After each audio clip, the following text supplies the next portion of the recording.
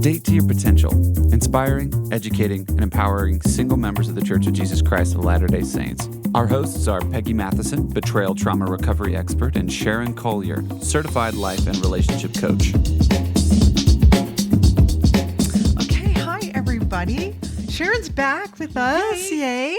And then I'll be gone for a couple of weeks. Darn, on her honeymoon. On my honeymoon. Anyway. Yay.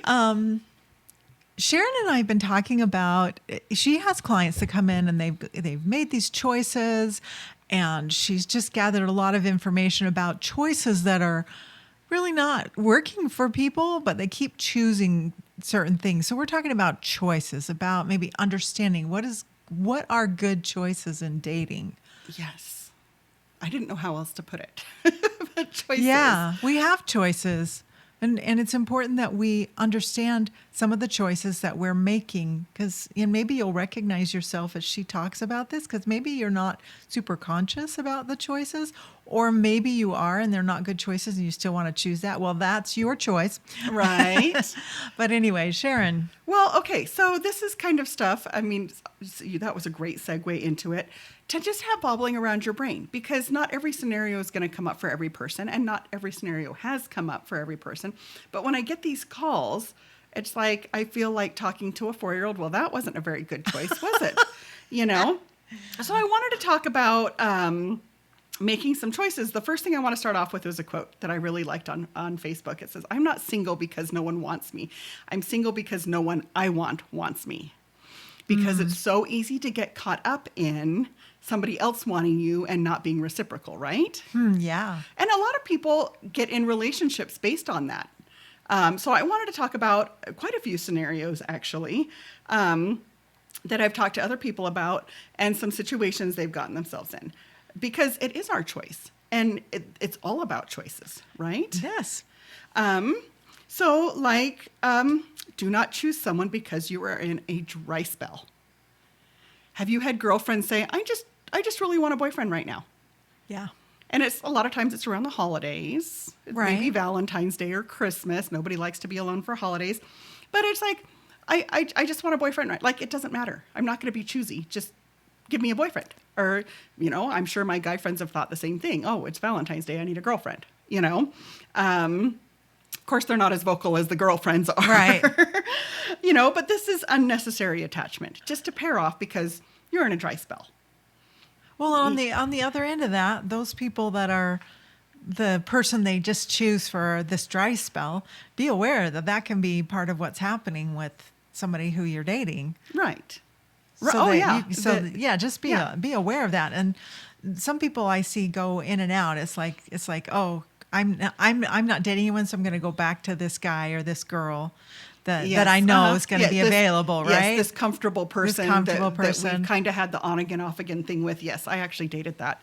He'd break up with someone and he'd try to come back. And I'm like, no, you can't just recycle me like you. Right. Other people are letting you recycle through them, other women. And so, yeah. No dry spell. No dry spell pairing off. Just hang in there. Improve yourself. Do something for you in your dry spell. Listen to some of our podcasts about being lonely, about doing your work. Yeah. There's stuff you can be doing. Get a new hobby, Yeah, get a new hobby. I always have a goal for the year. It's like, let's work on the goal for the year. Right. Kind of thing. So, yeah. Anyways, don't chase somebody don't choose somebody because they check most of the boxes. This is a dilemma for a lot of people. Right. Okay, we have our list. If you don't have a list of things you want and things you don't want, get on that. There's negotiables and there's non-negotiables. And let me just say, physical appearance should not be on that list. That make your life easier and don't do anything with physical appearance. Because a lot of people I talk to, that's the first thing they start with. And I'm like, no. We're talking inner qualities and inner beauty and, maybe activity in the church. So negotiables, non-negotiables. But people will approach me and say, this person has 3 out of the 4, my non-negotiables. There's 3 out of 4. And I just think that's just what I'm going to have to settle for. And I'm like, no. You want 5 out of 4. You want things that you haven't thought of. Right. You want more qualities than you would have thought of. Right. And then you can be like, yes, And when you find that person, you'll be like, oh, I get it now. I have a question for you. Sure. So Not negotiables, non-negotiables. I think sometimes we have things we want that really can be negotiable, and some things that really are not negotiable. I think it's really important as you're thinking about your choices that you understand what those things are too. Yes. Oh, yeah, That for maybe sure. you've got something on non-negotiable that maybe really is negotiable. And you may get, like you said on your list, you may get 5 out of 4. You may get more Yes. if you can be flexible with those things that really they could be negotiable. Right. Well, and when I talk about negotiables and non-negotiables, like one of my non-negotiables is I want somebody who's active LDS. Yeah. Right. And, I have an awesome friend and she married an awesome guy, but he's not LDS. And I see the challenges they have. Right. And so that's definitely a non-negotiable. I'm happy enough, single that is a non-negotiable for me. But temple recommend holder, it's like, well, if you're working toward a temple recommend, that's different than, me saying, no, you have to have one. Right. So they do go back and forth. There The are lots of negotiables- nuances in that. there really are, but there's just, loyalty is one of my love languages. I know. And- yeah, I am. Me too. Yeah. And it's like, sorry, somebody's going to have to be fiercely loyal and defend me. And, that is a non-negotiable because that is just, it's like, I'm too happy That's single, one of your highest values. Yeah. Yeah, loyalty. Yeah. And Yeah. that's really important. Looking at your values to understand what your negotiables and non-negotiables are is important too. Yes. Yeah. Yes, for sure. So yeah, so make sure you have your list. But let's wait for 5 out of 4. And when I have these conversations with people and they get kind of upset with me because this one really is a catch and blah, blah, blah, blah, blah. And I'm like, no, as soon as you find that person, you're going to be so much happier. And then it's like, I love the email or the phone call or the text. You were right. Yeah. It's like, you were right. I'm so, this makes me so much happier than settling, Right. even though that was a great person. Right. This is, this one's just better than I could have imagined. So Yeah. we want that. Okay.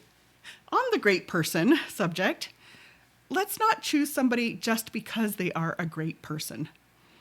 But yet there's like maybe some part of the puzzle that's missing. They're a great person, but maybe the But- physical attraction isn't there. Physical attraction is so important. Intimacy is important. You need that physical attraction. So, it's like they're a great person and they're really into you and that they're always going to treat you well, but yet there's something missing. Okay. Let's not choose that person just yet. People can grow and change, but maybe date other people while you're dating this person, just to kind of see where it goes. I get phone calls a lot about this, but like, I don't know if I should be with this person or not. Like, help me make the decision if I should be with this person or not, because they're not 100% sure. Yeah. And that is another one, because if you're not 100% sure, I'm going to say it's a no. If it's not 100% yes, it's a no. Because I think about it from my standpoint. If somebody approached a coach or a therapist and said, I'm dating Sharon and I can't decide if I'm 100% in, you know what? Pass me by. Because I need someone 100% in. I need somebody who I'm a definite yes. So Yeah. think of it from that standpoint. Yeah. That you don't just want to pair off with, this person that's just super, super into you and or you're going to always be treated well, because they're a good person. The great person is, it's a dilemma, and most of us have passed by a really good person. And especially if you're not used to dating good people. Yeah, you know what? It That's- feels different. yeah. There's a different energy about it. And Yes. for me, I know because Jay, my fiance, is very, very different from the man I was married to. And so there have been some really uncomfortable things about that. Yeah. And I've recognized that those are uncomfortable because I'm so not used to this. Yes. Right? Yes. But if this is not your normal, just consider yourself turned a corner. I've turned a corner in dating. I've dated a really great person. I can't wait for the next great person. Right. Because if you can date great people, you're going to marry a great person. Right. And so, Absolutely. if this is not your person, there's another great person out there for you, And That's really positive to think Yeah. that way and to go, oh, good. Things are shifting for me in the way that I'm drawing a higher quality person, one that's more qualified to be with me, which is good. And you can look forward from there. yes, for sure. Another one I had was, this was an appointment. A person I know, we're going to call her, married her second husband because it was her mom's dying wish. It was the good guy thing. He's just a really, really, really good guy. And she was super positive.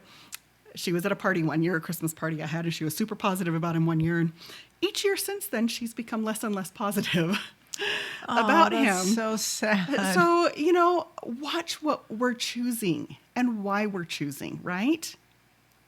So the second part of this, I loved this quote. If we're making bad choices because we need to heal, we all know we do that, right? This is not shocking to any of our listeners, right? Nobody's stunned by this Nobody's news. stunned by the healing, but I loved this quote. Heal yourself so that you don't mistake attention for love, attachment for connection, and the bare minimum as effort.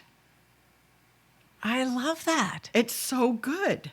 It's Spot so good. on. Because when we are not healed, sometimes we do take crumbs. Yes. I remember a guy telling me that you're settling for crumbs instead of eating cake. And we all want cake Yeah. with frosting and sprinkles. That's right. Come on. Or that vanilla cream inside of it, right? Yes. We all want just yummy, yummy cake. So the second part of this was choosing somebody who is choosing you. Because there's a lot of situations I hear about where it's like this person, you're choosing this person, but this person is not choosing you. And that's a sad situation to me. Like, let's say you're in a love triangle. Somebody's trying to decide between you and somebody else. If you want somebody to choose you, they are choosing you 100%. They're not choosing you 50%. You and I would do the same thing in this situation, right? You and I would be, No. absolutely not. Yeah. You make your choice. I am not involved in this. Well, that's the thing. It's like if it's not 100% me, then forget about then it. forget it. It's not worth waiting around for this person because they might choose you. No, that's a wishy-washy person. You don't No. want that person. No, and then it's like, why are you having a hard choice between two people? So we don't wait around for this person. This person is not choosing you. No, there's no strength in that. No. There's no power in that. It's very disempowering for everybody involved. Yes, it is. And they may not choose the other person either. When it comes down to it, they might choose neither of you. Well, it could be that they're holding on to this triangle or whatever it is because they don't want to make a choice. Well, yeah. And they don't really want to be committed, and they're just putting the carrot out there so that they can get whatever it is they can get. Right. Well, and how validating is that? Someone who has low self-esteem, that there's two women fighting over them, or he's Right, they're getting something out of it and Yes. not being the man or the woman they need to Yes. be and making a real choice. They would be less likely to make a choice Yeah. if both women are in it. Or Yeah, both men are seriously, in think it. about that. Yeah. And so it would be less likely. It'd be like, oh, I've got the best of all the worlds. So I don't ever have to commit. Yeah. So leave the love triangle alone. This is not a person who is choosing you. You're getting chosen 50% of the time, if that. And that's which is not weird. choosing you. But I have to say, when you're involved in these things, it's hard. If you're attached to this person, it's really hard to let that go. And there's some element of competition as well that makes people want to win. Yeah. I've watched people. There's energy. It gives you uh-huh. a shot of energy. It's kind of Yeah. almost like, I guess, could be an addiction for some people, but So I watched the new widower come on the scene, and the new widowers, especially if they're really nice looking, are usually married off in 9 months, a year. But all the women are pawing and clawing for him. And I hate to say that sounds really negative, but all the women want this, and they have their choice. right. Because that sounds like a healthy guy that they would want, right? Yeah, but the competition, I think, makes him more wantable, more desirable. It's like, okay, well, I know he dated her, but he dated me twice, or, Absolutely. And I've seen it happen, and I'm not out in the single scene as much as the widow scene, so I'm sure it happens out there as well. But I've really noticed that in the widow scene that, the new guy on the scene, it's like there's this competition. So be careful about that stuff. It makes me think when you talk about that, it makes me think about how sometimes the situation in the social circles motivates us to make choices that if we could pull ourselves out of it and look at this person for just who they are, and would that be a good choice for you? Yes. Outside of this whole, like, everybody's thinks they're great or everybody's after them or whatever, would he or she really be the right choice for you? I always wonder about that on, like, The Bachelor and The Bachelorette. I always wonder about that. I'm like, Because are you there's this- chasing it because the competition, or do you know them? Right. Well, and there's so much hype around that. I mean, you're on camera, you're Yeah. all getting all dressed up. I mean, this is such a great feeling. It's kind of like people that want to get married to have the big party, right? It's like, everybody's celebrating me. So you just have to pull yourself away from those things and think through, is this person with their qualities really somebody worthy of my choice to choose to be with them? Yes. So I've had appointments with people who thought they were in love with the it person in the group. And I've asked them, what is it that you really think you like about them? And a lot of times they couldn't tell me. Some could. Somebody be like, oh, they're this and this and this and this. And I'm like, oh, okay, so you know them at least. But a lot of people couldn't. It's such an interesting psychology. It really is the competition part of it. So yes, so we really do need to take a step back and really think through it. Take inventory. Yeah, take inventory. And it's like, is this person on my list? Very good place to start. Really. Okay, moving on. Chasing after someone or choosing somebody that barely reciprocates. Ugh, no. Yeah. It's like they say they're in the relationship, but really they're not. You're making all the plans, you're doing all the stuff, you're buying the gifts, you're planning the parties, you're doing it all, and they're barely reciprocating. So once again, it's like, stop and take inventory, because this person isn't choosing you. This is where you look at actions or speak louder than words. Really. And you have to, I've done this, I've been in this situation before multiple times, and not that I've been giving and they haven't been doing anything, but I could tell. Yes. I mean, it happened pretty fast for me, but you have to really separate yourself from what you think you want and what you think you've got, because we can make these decisions right up front, like, oh my gosh, he's got this, he's got this, Yes. and oh man, and so this is, so I'm putting my heart on that, and then nothing, it just falls, and then you try and he says certain things or she says certain things, and you think, okay, we're dating, and it just doesn't go anywhere. Or you've put all this effort, like maybe you've put all the effort into their birthday and their gesture falls flat.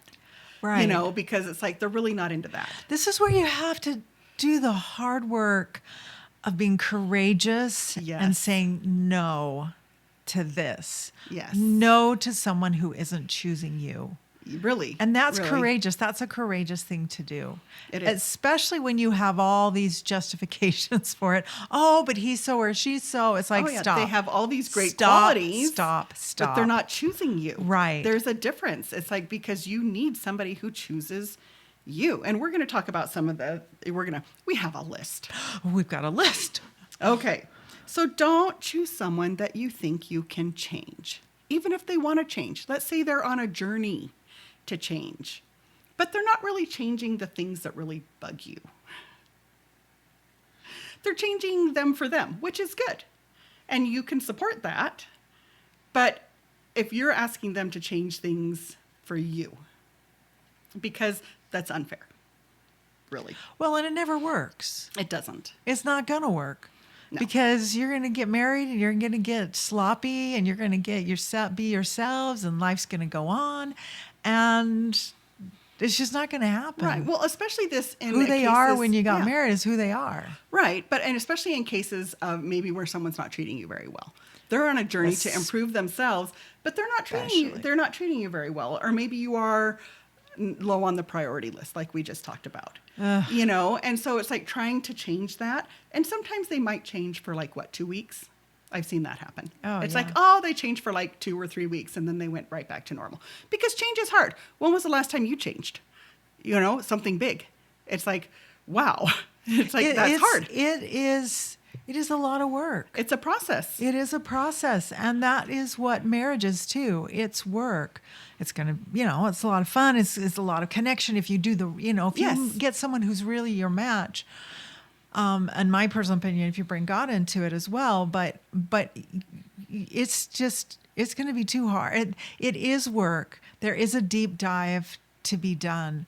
Yes. And I do wonder sometimes about a lot of singles if they just are not aware of their fear or not aware of the things that are keeping them from really being the person they need to be in order to draw their match to them. That they're just Right. really going, I just really want a fairy tale experience. Yes, I really yes. don't want to have card conversations. I really don't want to be Right. vulnerable. I really don't want to, you know what I mean? Well, I see a lot of problems in two people who really, really, really want to get married. Two people who really, really, really want to get married and find each other overlook a whole lot of stuff.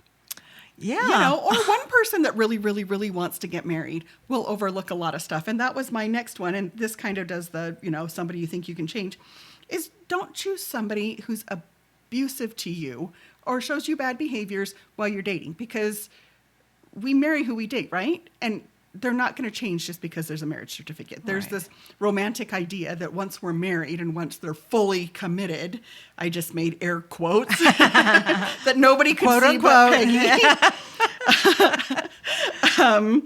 That, they're going to be fully committed because there's a marriage certificate involved. When the truth is they're probably going to be more relaxed. It's probably going to go the other direction Right.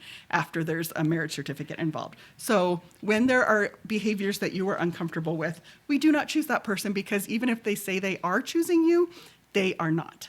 So right here, I want to say that it can be challenging to really acknowledge that someone's abusing you if you have some kind of predisposing pattern or trauma from the Yes. past that's kind of muddying it. And maybe you've done some work and maybe it's still you're still not super clear on it, because there are some people out there that are really good at manipulating and really good at presenting what you think you want. Yes. Well, what they think you want and what you tell them you want. Right. And then it can create this not a good situation. But let me ask you this. If you are one of those people, which it could be all of us or most Right. of us, Right. how do they make you feel? Yes. Outside of their actions, outside of their words, how do you feel? Do you feel good? Do you feel relaxed? Do you feel peaceful?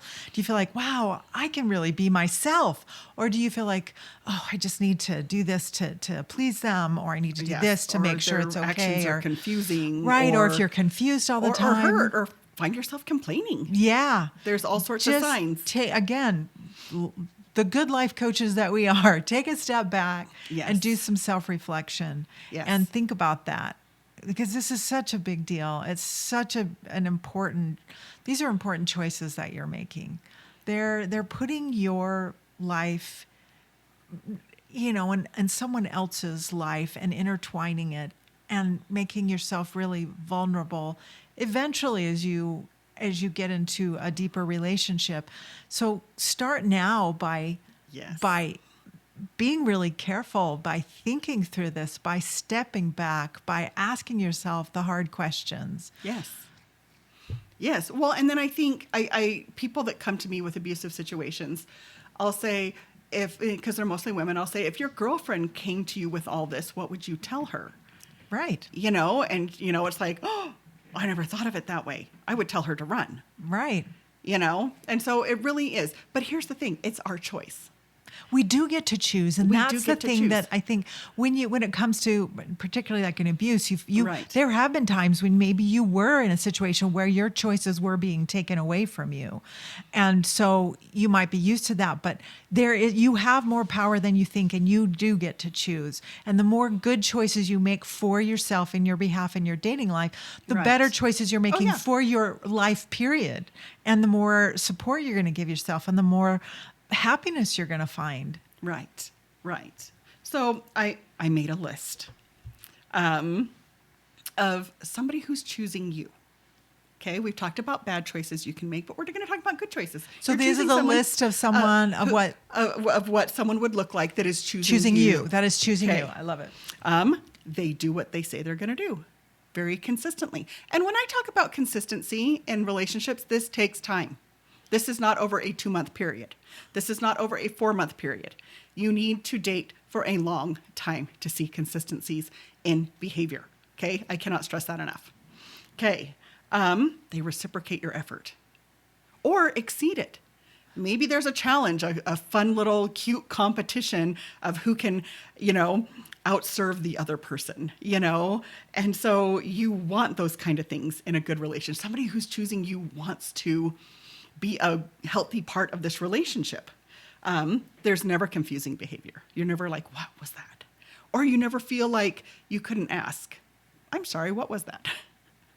What's going on there? Because you need to be comfortable to be able to clarify and say, that was weird. What's going on? And have them go, oh my gosh, I apologize, or whatever, right? Somebody that wants to make you happy. We just talked about that. The relationship should bring you joy. Peggy just said that. I love how Peggy and I think so differently, and every once in a while. We hit on that. I know, we hit on the Something- same things, yeah. Somebody who supports your passions. Oh yeah. Okay, and can you support their passions? This is important. It is Even if they're important. not the same passions. And hopefully there's some things you have in common that you guys enjoy doing together. But this is super important. Somebody who wants to work through the issues instead of just stuffing them away. It's like, oh, we had a fight yesterday. We don't need to talk about it. We're both happy this morning. No, work through it. It doesn't need to come up again. That kind of stuff tends to come up and come up and come up. Until you deal with it. And when we stuff things away, we just build resentments. We don't want to do that either. Somebody who matches your energy. Somebody you're just comfortable being you around. That I think is just super important. And then once again, consistently good behavior. Consistently good behavior. Not 2 months, not 4 months, not 6 months, longer. Okay. You want to see the patterns of just good behavior and what's on your list, like loyalty. I would have to see that. And I just wanted to point out, I have this friend, and it's a guy friend we dated, and it didn't work. I think I would have driven him nuts. He was the good guy that it was hard to let go, and he will be embarrassed if I say his name, so I won't. But I am important to this man as a friend. And how do I know this? He will text back. If I call him, he will text me and say, hey, can I call you tonight? Can I call you in 10 minutes? Can I call you in 20 minutes? Okay, such a small gesture, but it makes me feel like I'm important to this man, right? It's such an important thing. Right? If we haven't heard from each other a while, even if he's dating someone, because I'm usually not, he will check in. I haven't heard from you for a while. What's going on? And he follows my social media and stuff, and he'll, usually call with, what's that? Or what was that like? Or,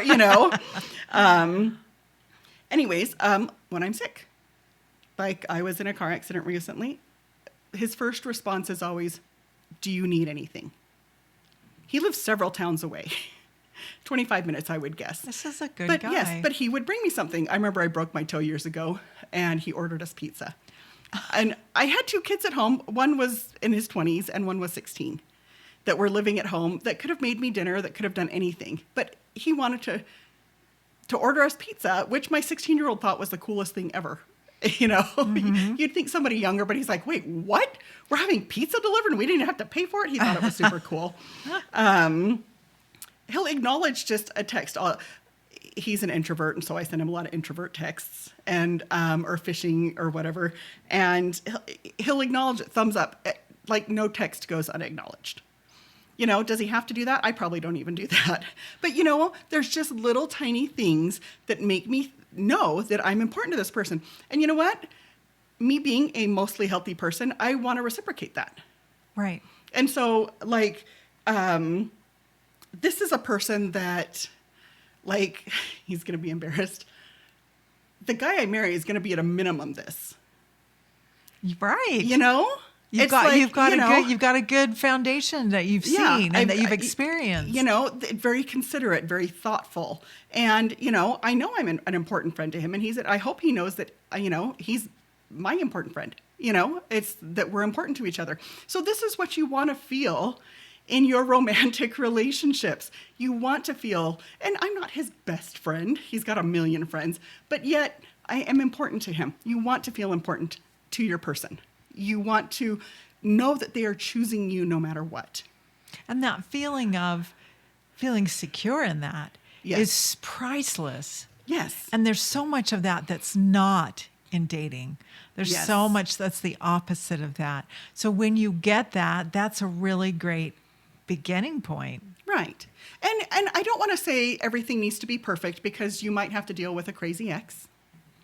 Right. You know, but when everything else is so good, when you know that that is your person, that person is choosing you, when you've made a healthy choice in a person, you know, the other stuff is going to be okay.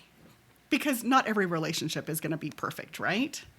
You know, maybe they have difficult children. Maybe there's some other difficulties or something. Maybe you have difficult situations. But knowing that that person is your person, you know, knowing that person is choosing you is going to put the relationship first, you know, above all the problems. So one more point I wanted to make, because I hear this a lot. A lot of people think they've been burned by love, and they do not trust themselves to make the choice in another person. To make a better choice, you mean? Well, they just think that they can't trust themselves. To make a choice at all? To make a choice at all. And a lot of that comes from the fact that they've made a lot of bad choices. They have picked a lot of the wrong people. They have ignored red flags, maybe. They have looked the other way in abusive situations. And, you know, it's hard to take accountability in those situations. Yeah. But when you've constantly made the wrong choice and you've been burned over and over and over again, a lot of times you don't trust yourself to make a choice in another person, right? Right. So this is a really good point. Yes, the thing that these people can do is to get as much education as they can on red flags, on maybe healing themselves so they don't put up with bad behaviors. Yeah. Boundaries, looking at how they set boundaries. Yes, communication. Get as much education as you can, just on dating in general even, so that you know and feel confident making that choice again. Because we all feel that I don't want to say urge, but it is that urge to connect. Yeah, we want to connect. We're hardwired for it. Yeah, but then when you don't trust yourself, or when you think, you know, a lot of women will say, I don't trust men, or men will say, I don't trust women. That's not really what's going on. What's going on is that you've made some really bad choices. And you don't trust yourself. Yes.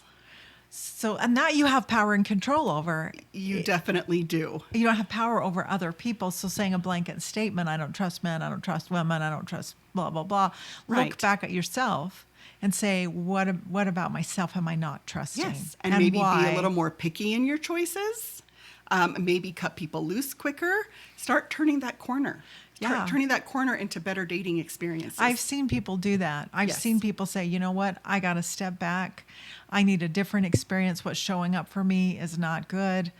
That's a really valid point to make, that, and so important for us as we move forward, that we've got to trust ourselves. And we have some power and control over that.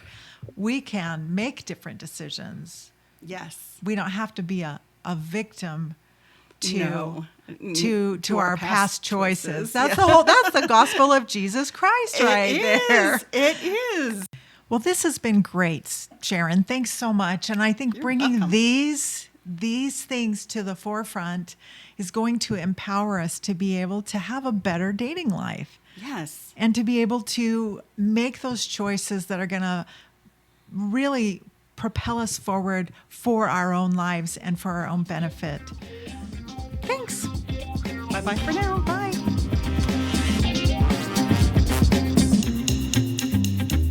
Thank Thank you for listening. We hope you enjoyed today's episode and that it inspired you on your dating journey. Please share this with anyone you think might benefit from what you've heard today and click the button to follow us. You can reach either Sharon or I at datetoyourpotential.com. We work with people who are single or married. We want you to know you are not alone. We support you. We are in this with you.